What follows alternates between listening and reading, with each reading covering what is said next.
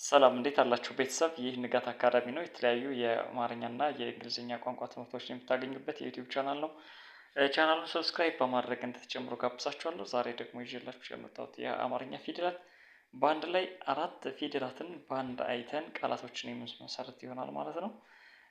እዚህ ጋር የምትመለከቷት መጀመሪያ ላይ ያለችዋ የአማርኛ ፊደል ገ ትባላለች። ከአንድ አግዳሚና ከአንድ ቋሚ የምትገነባ የምትቀረጽ የአማርኛ ፊደል ናት።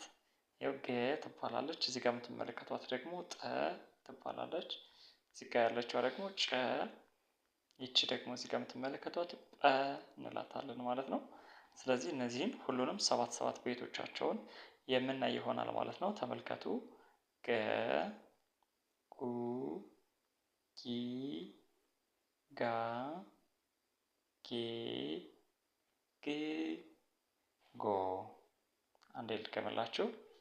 ገ፣ ጉ፣ ጊ፣ ጋ፣ ጌ፣ ግ፣ ጎ። እነዚህ የገ ቤቶች ናቸው ማለት ነው።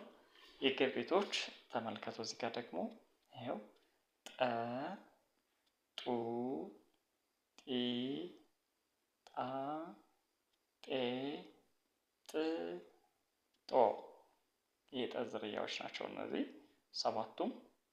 ይኸው ጠ፣ ጡ፣ ጢ፣ ጣ፣ ጤ፣ ጥ፣ ጦ።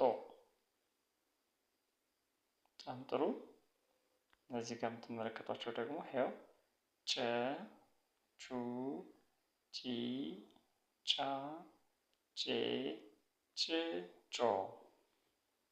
ቅርጻቸውን በደንብ እየለያችሁ ጨ፣ ጩ፣ ጪ፣ ጫ፣ ጬ፣ ጭ፣ ጮ።